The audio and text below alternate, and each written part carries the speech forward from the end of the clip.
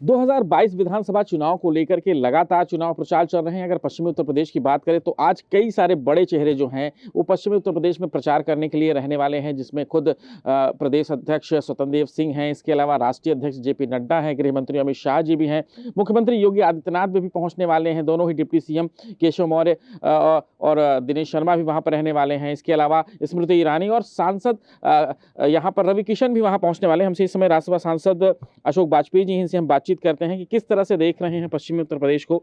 Sir, देखा जाए तो 2017 तो बड़ा शानदार रहा आपका, पश्चिमी उत्तर प्रदेश ने भर भर के आपको वोट दिए, लेकिन इस बार ऐसी क्या जरूरत पड़ गई है कि एक साथ इतने बड़े नेताओं को वहां का दौरा करना पड़ रहा है, वहां के लगातार दौरे जो है वो लगातार लग रहे हैं। देखिए, दोनों चुनाव के बहुत सारे परिवेश बदले हैं। कोरोना महामारी के चलते निर्वाचन आयोग के निर्देश पर बड़ी जनसभाएं नहीं हो रही, उस तरह से जनसंपर्क भी संभव नहीं हो पा रहा। तो इसलिए डोर टू डोर कन्वेंसिंग के माध्यम से जनता तक संवाद करना, पार्टी की रीति नीति से लोगों को बताना और लोगों का जन समर्थन मांगने के लिए नेताओं को लोगों के पास जाने का एक माध्यम है।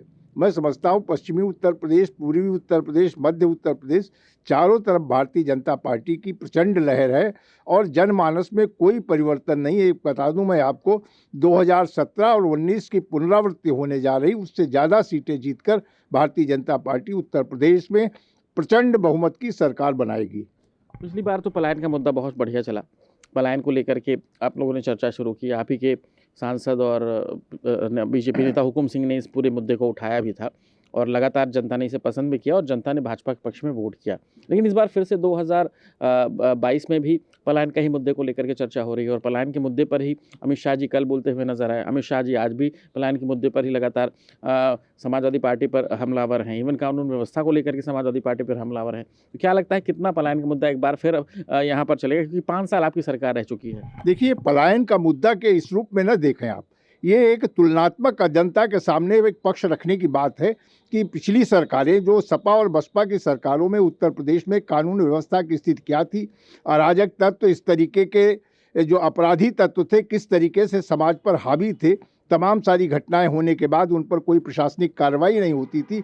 और भारतीय जनता पार्टी की सरकार बनने के बाद ऐसे अपराधी तत्व बिलों में घुस गए हैं या जेलों में पड़े हैं।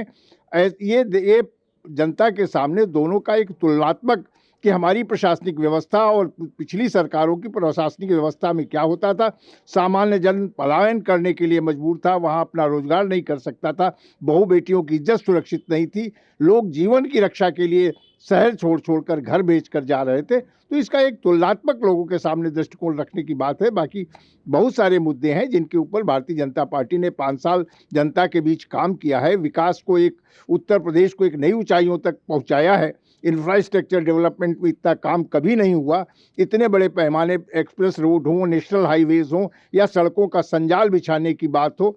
जेवर में, पश्चिम में इतना बड़ा इंटरनेशनल हवाई अड्डा बन रहा है, मैं समझता हूँ एशिया का सबसे बड़ा हवाई अड्डा होगा।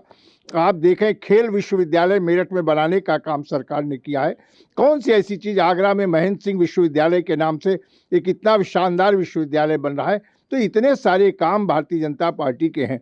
कोरोना जैसी महामारी में जब दुनिया की विश्व शक्तियाँ भी एकदम घुटने टेक गईं, ऐसे में भी भारतवर्ष ने अपने लोगों को किसी भी तरह की असुविधा नहीं होने दी। एक बड़ी संख्या में लोगों के रोजगार चले गए, नौकरी चली गई, मजदूरी छिन गई थी, लेकिन सरकार ने किसी का चूल्हा बुझने नहीं दिया। 80 करोड़ लोगों को निःशुल्क राशन लगातार 3 वर्ष से मुहैया कराने का काम सरकार कर रही है और आगे भी करती रहेगी जब तक ये परिस्थितियां बनी रहेंगी।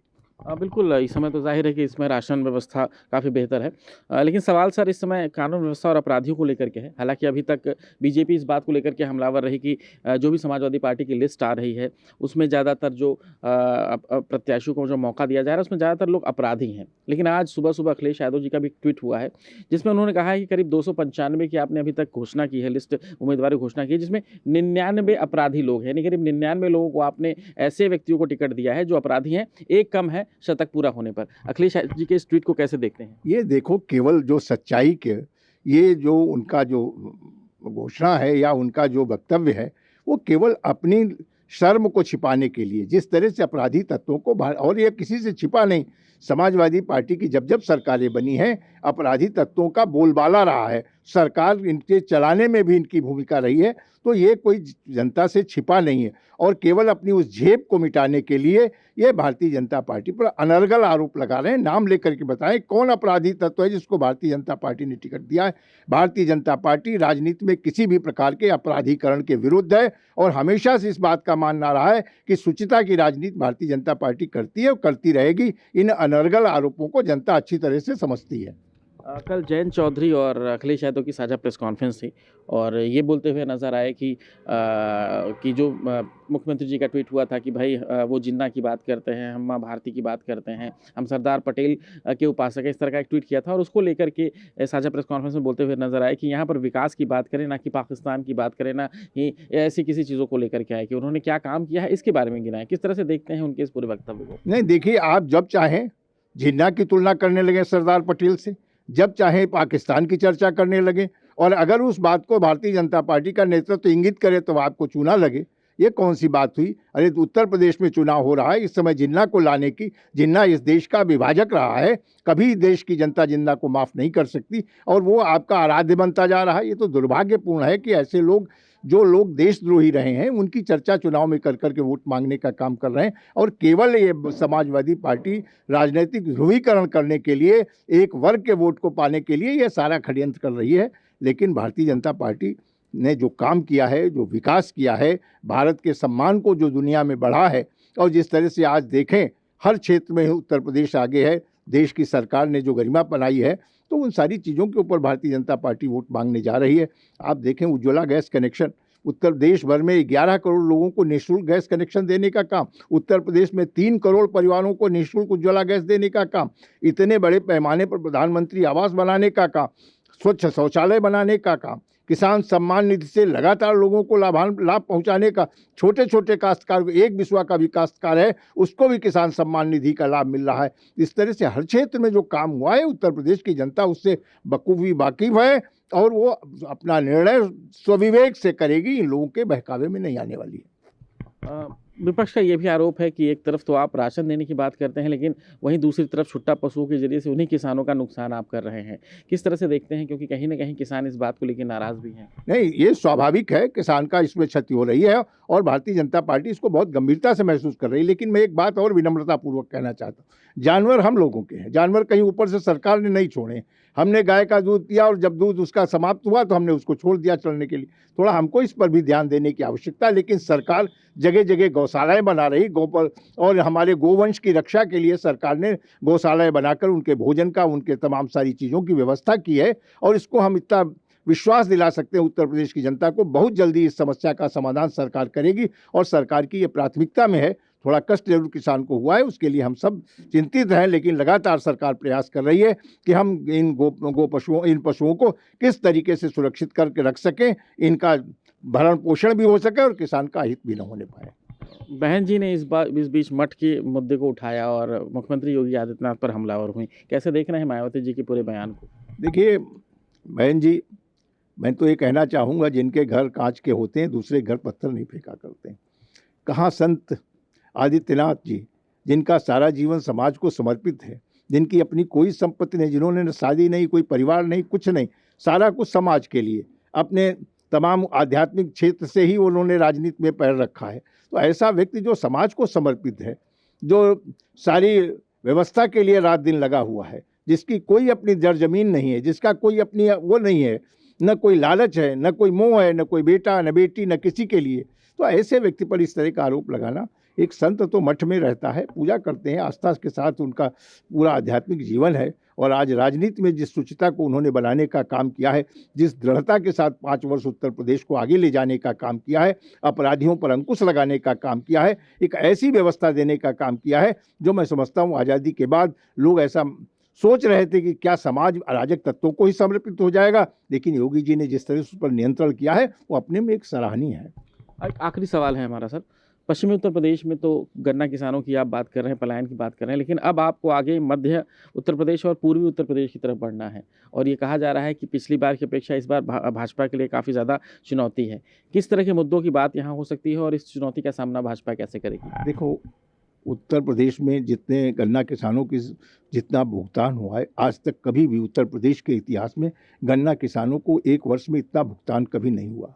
किसानों की आर्थिक स्थिति सुधरी है और नए नए चीनी मिल लगाकर जिन क्षेत्रों में चीनी मिलों को बेचने का काम किया गया था, किसान को पूर्वांचल की आप बात करें, पूर्वांचल की कितने चीनी मिल में ताला लगा के बेच दिया गया था, वो सरकारें थी उत्तर प्रदेश में। और आज योगी जी की सरकार में नए नए चीनी मिल लगाए जा रहे हैं ताकि किसान का गन्ना समय से बिक सके और उसको लाभकारी उसका मूल्य मिल सके।